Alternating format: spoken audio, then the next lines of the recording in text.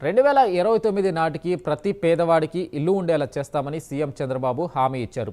ఇల్లు అంటే 4 గోడలు కాదు, భవిష్యత్తుకు భద్రత అని అన్నారు. కొందరు కుటుంబాలను కూల్చాలని చూస్తుంటే తమ ప్రభుత్వం కుటుంబాలను కలిపేందుకు ప్రయత్నిస్తుందని సీఎం చంద్రబాబు అన్నారు. ఏపీలో 3 లక్షల ఇళ్ల గృహ ప్రవేశాలకు సీఎం శ్రీకారం చుట్టారు. ఉగాది నాటికి 5.9 లక్షల ఇళ్లకు గృహ ప్రవేశాలు చేయిస్తామని భరోసా ఇచ్చారు. మీ పేర్లన్నీ నమోదు చేసుకోండి. ఒకవేళ పెద్దవాళ్ళు కానీ పిల్లలుంటే నేను ఒకటి కొత్తగా ఆలోచిస్తున్నాను, విడిపోకుండా కలిపాలని.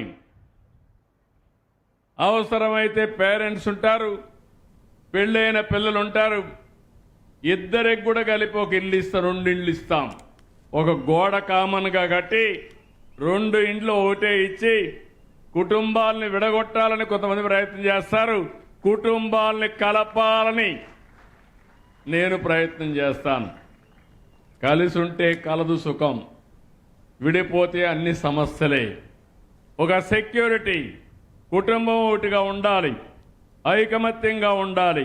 ఏదైతే తెలుగు సంవత్సర నూతన సంవత్సరం రోజు ఉగాది, ఆ రోజున 5,90,000 గృహ ప్రవేశాలు చేయించే బాధ్యత నాది. మా మంత్రి గారికి ఈ రోజు ఆదేశాలు ఇస్తున్నా, సెక్రటరీ కూడా ఆదేశాలు ఇస్తున్నా. పూర్తి చేసే బాధ్యత మీది.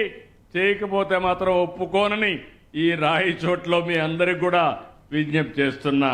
అన్ని ఎన్యూమరేట్ చేస్తున్నాం. ఎవరెవరికి ఇల్లు లేదో వాళ్ళ పేర్లన్నీ రాస్తున్నాం. మళ్ళీ విజ్ఞప్తి చేస్తున్నాం, మీ పేర్లన్నీ నమోదు చేసుకోండి. 2029కి మళ్ళీ హామీ ఇస్తున్నా, ఈ రాష్ట్రంలో ఇల్లు లేదనకుండా అందరికీ ఇండ్లు ఇచ్చే బాధ్యత ఈ ప్రభుత్వానిది. మీ సొంత ఇల్లుంటే, ఇంటి జాగా ఉంటే కట్టుకోండి.